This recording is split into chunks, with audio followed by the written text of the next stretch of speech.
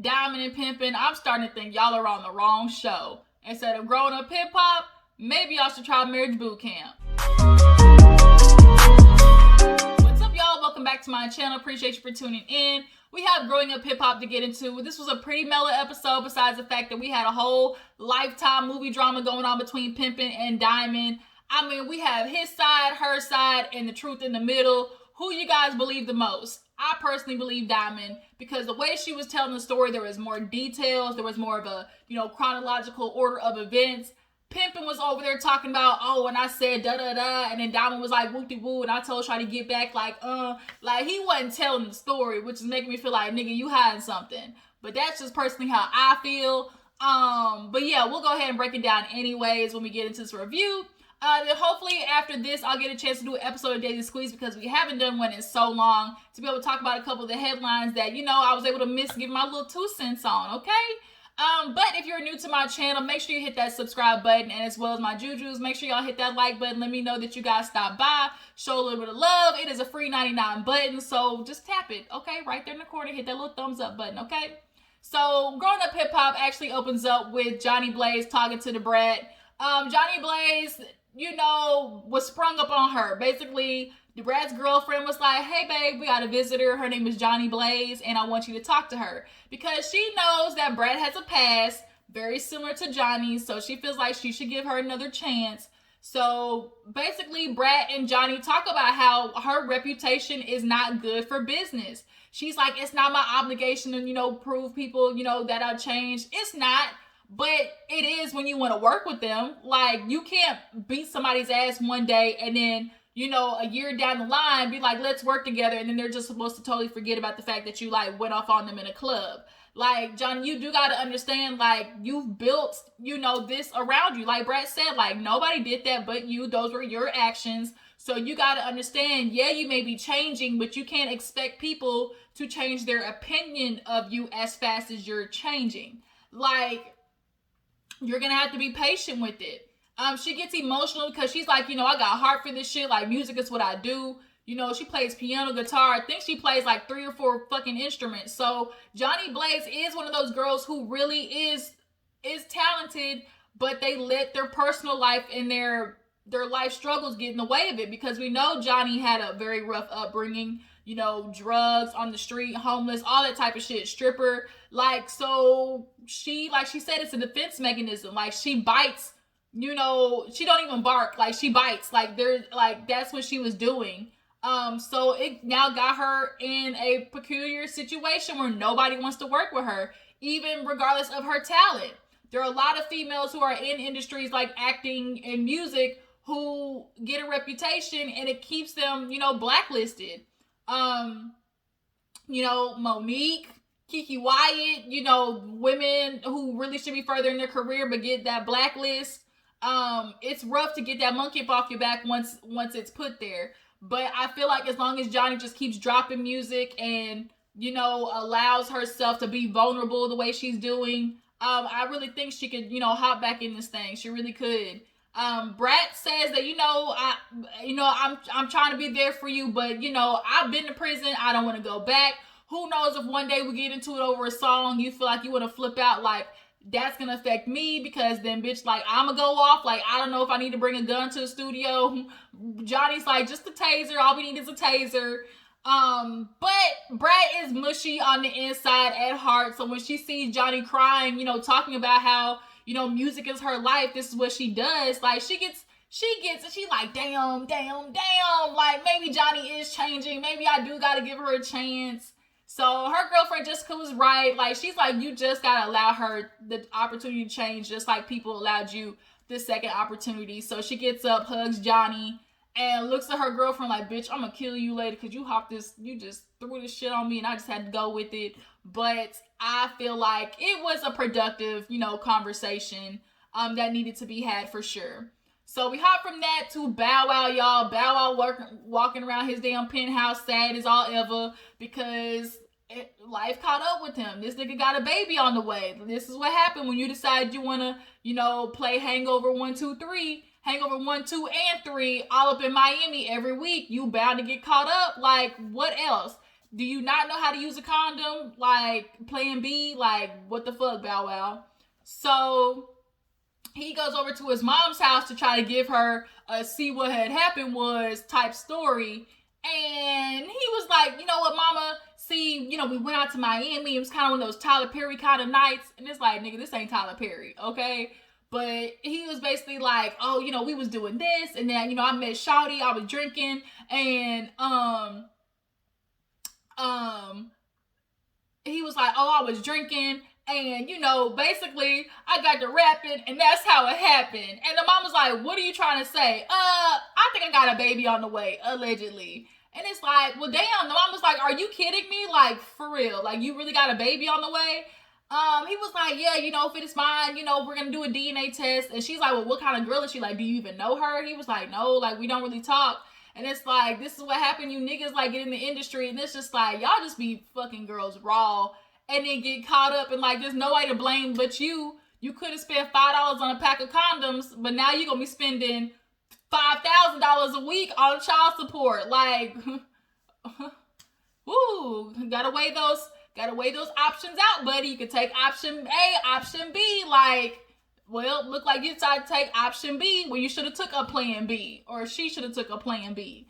But she's like, well, what about Shy? And you know, he explained that he told her, and you know, basically explained that, you know, daddy might possibly have a baby on the way. You know, you're still gonna be my princess, but you know, you'll have a little brother. And you know, that's how you kind of Shy, y'all. Shy's gonna be dope. Shy is gonna outdo her father by every means necessary. On the Shade Room, Joey posted a picture of her singing Alicia Keys, and she sounded pretty good, y'all. I'm excited to see where Shy goes. She's acting, you know, Bow Wow posted a picture of their little text thread where she was like, Dad, I'm on set right now. I have to call you later. And it's like, I really hope that really Shy is keeping him irrelevant. Like, she's keeping him very much relevant because Bow Wow, we really be trying to root for you. Like, we're rooting for you. Like, we're all rooting for you. And it's like, every month you give us a reason, just be like, damn, Bow Wow, like, damn. But I will say I agree with him for this one time where he was talking to his mom. She was like, you need to go get fixed after this baby. He like, nah, you know, I'm being celibate. Who gonna be celibate? Like, does a fish swim? Like, come on, Bow Wow, cut the shit. But I agree with him on this aspect that to be 33, only got 2 kids, he winning, y'all.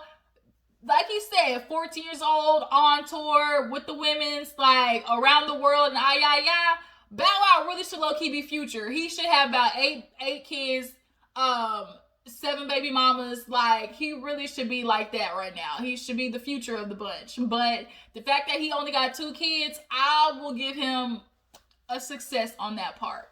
But if he keep going the way he doing, like, he gonna catch up later on in life. He gonna become a Boosie by the age of, you know, 50, 60 years old.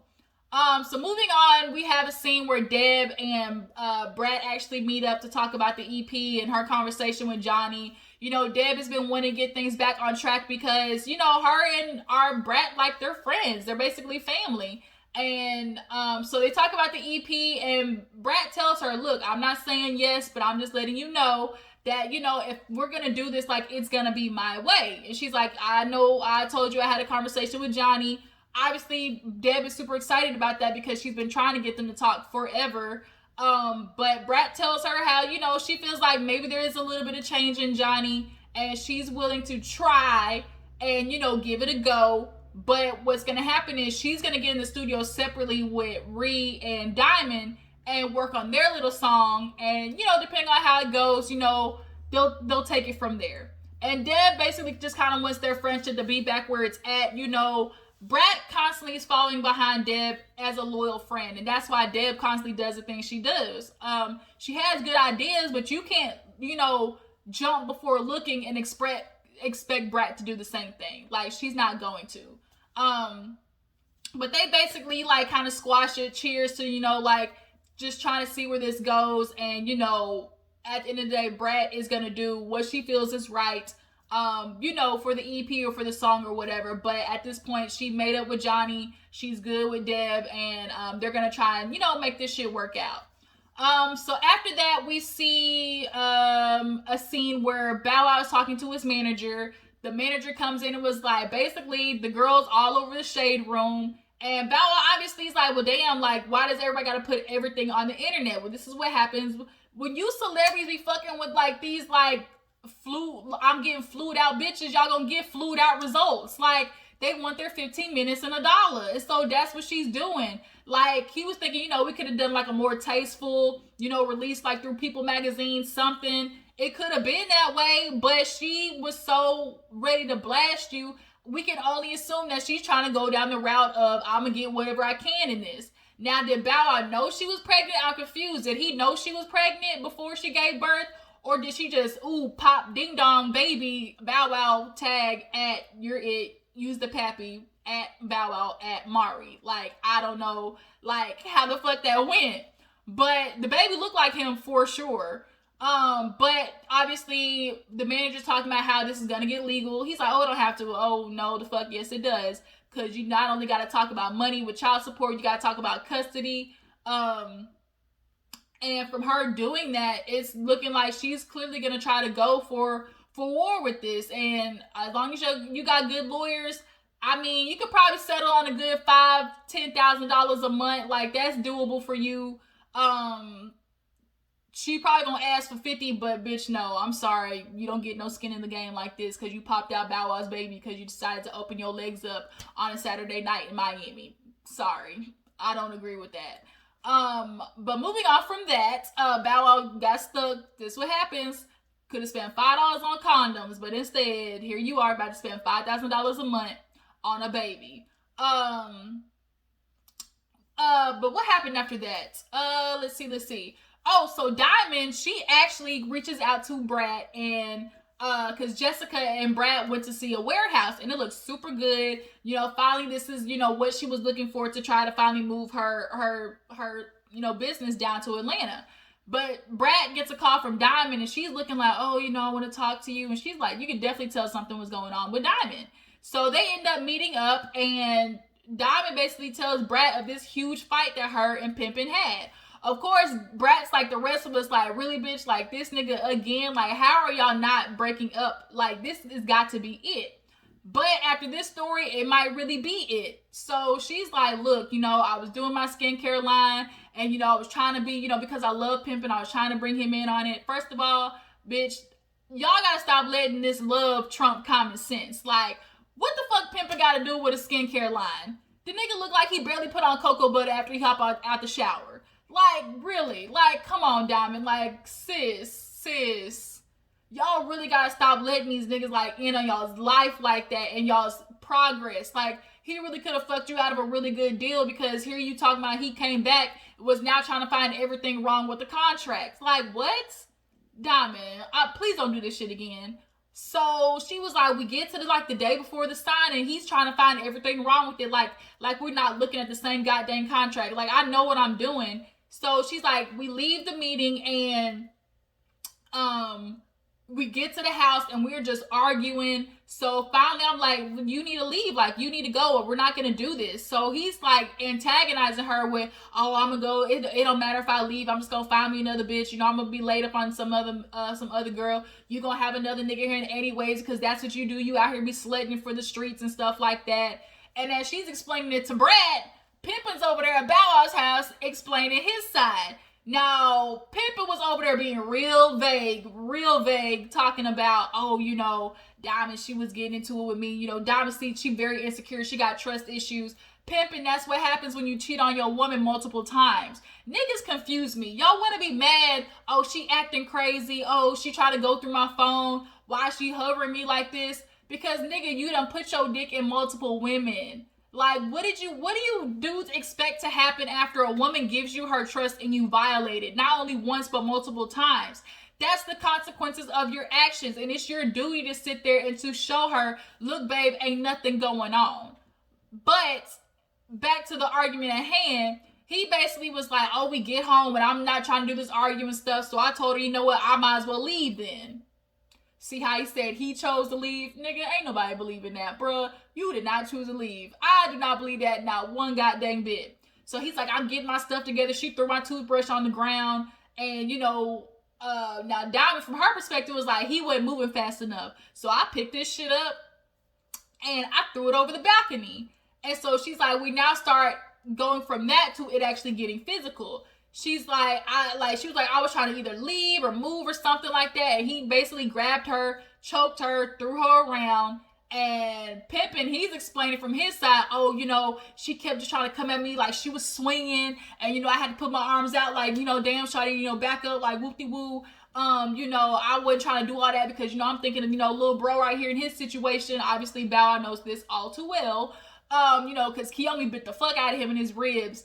I'm still like trying to figure that out. Like, how did she bite you on the ribs? To me, my logic and my sensical mind says if she's biting you on the ribs, 9 times out of 10, you had that bitch in a headlock. That's just how I'm thinking that. But that's Bow Wow's situation. Back to Pimpin's.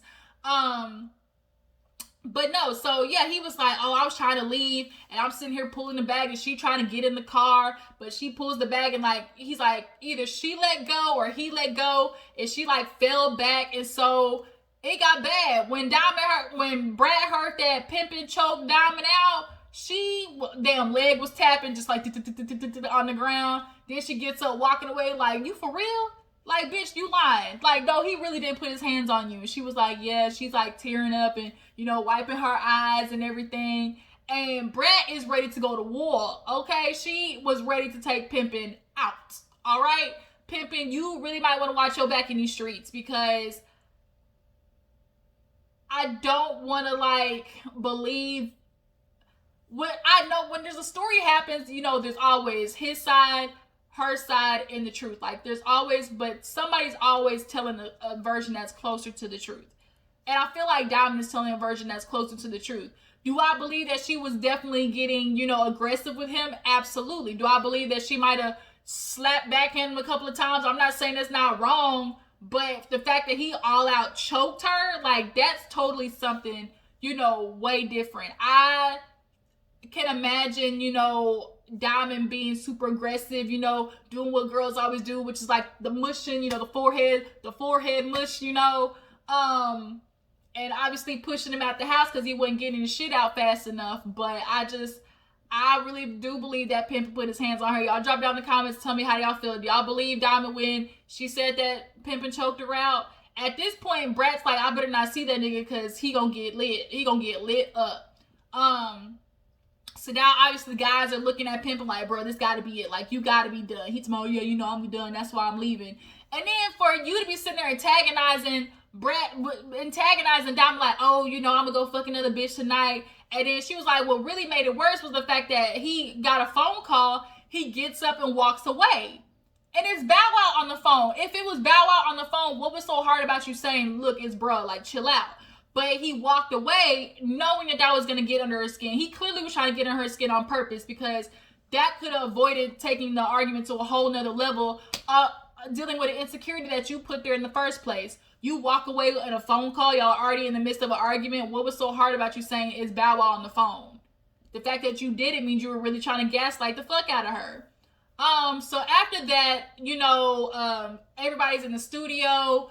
Johnny, everybody, Kai comes in, he lit, he drops his little track on there, and guess who comes walking in looking fly, looking like 32 flavors of that Bootylicious bubblegum, raspberry, grape, cherry, come and get this honey bun, yummy yum, let me got the ordinary lady, let me stop.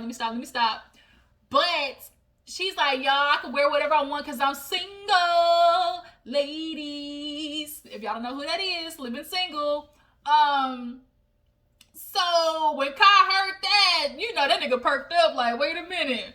Okay, I'm in this joint, his accent, I'm in this joint, I love them 32 flavors. You hear how you talk, he's like, 32 flavors, Pimpin', I've been waiting on this moment, I'm here for shorty, I'm here for shorty, Pimpin', Diamond definitely used this to piss Pimpin off. Definitely pissed him all the way the fuck off with Kai. And that little snippet where the ladies gave her advice, like with Andrea, definitely do what they said. Walk in the scene like a boss bitch and ignore him. Ignore the hell out of him. Because too many times women be like, oh, let me just walk away and let me just avoid him. Shit like that. No, don't do that. Pimpin's gonna be way worse off than you will because you should have been gone. And you know that. A lot of women know they should be gone in this situation, but they stay because of comfortability and that's who they love. And oh, maybe I can give him a chance to get better. But Pimpin doesn't want to. He does not want to do better. He wants to do exactly what he's been doing and keep you, but not let you go. You want to keep her, not act right, but you still don't want to let her go. I can't stand dudes who do that because you fuck good women up like that. You mess with their head and it fucks with the rest of their life when it comes to relationships. Like, let her go, Pimpin, let her go. If you're not going to treat her right, love her enough to let her go to find somebody who will.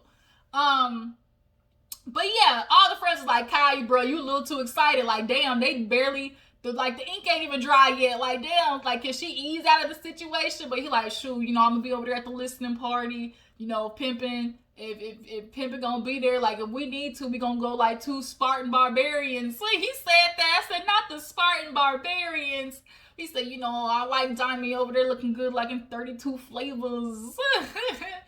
So yeah, so we end the episode with Bao meeting Pimpin and basically talking about the DNA test being the next day and how he's gonna work that shit out. And Pimpin got his son, so he's like, look, bro, like it's gonna be something. And I think the fact that he had a son definitely make it easier to accept the news. But Bow Wow's asking Pimpin, like, bruh, is this really it? Because you said, like, you was done, and we've heard this shit before. Like, is this really gonna be it? He's like, yeah, bro, like, this is it. You know, we gonna be done. But I ain't gonna lie, I miss Diamond. Of course you miss Diamond. She the best woman that you ever gonna get. But I guarantee she can find another Pimpin, another better Pimpin 3.0. So, yeah, so he's like, oh, you know, I miss Diamond, and I just hate that it ended the way that, you know, on bad terms over something so stupid. So he's definitely going to try and he for sure is going to try and go get Diamond back. And Diamond, I'm telling you, sis, do not do this shit. What happens is, I think Diamond can move away from Pimpin. She can, but he always pops up right when you on the cusp of letting go of a nigga out of your brain. Boom, here they hit you with a text.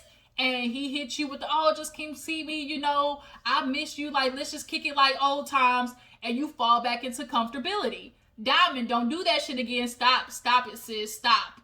But he talking about he want to show up to the listening party. And Bow was like, bro, I don't think that's a good idea. Like, I don't think you want to do that. And everybody's going to be at the listening party and going to be looking at you sideways when you walk the fuck in because they know how you treat Diamond already. So, yeah, that was Grown Up Hip Hop. Y'all belong on Marriage Boot Camp. Shit, y'all might be on the episode Marriage Boot Camp Hip Hop Edition next time. But how do you guys feel about the episode Pimpin and Diamond? What do you guys think about Bow Wow? Is she really lucky that he only got 2 kids by the age of 33? And Shy, tell me what y'all feel about Bow Wow's daughter. What do y'all think she's gonna turn out to be? I really enjoy her. But yeah, that was it, you guys. Let me go in here try to make me something to eat. I really appreciate you for tuning in. Before you go, you know what to do. Subscribe, like this video, and I will catch you guys later. Deuces.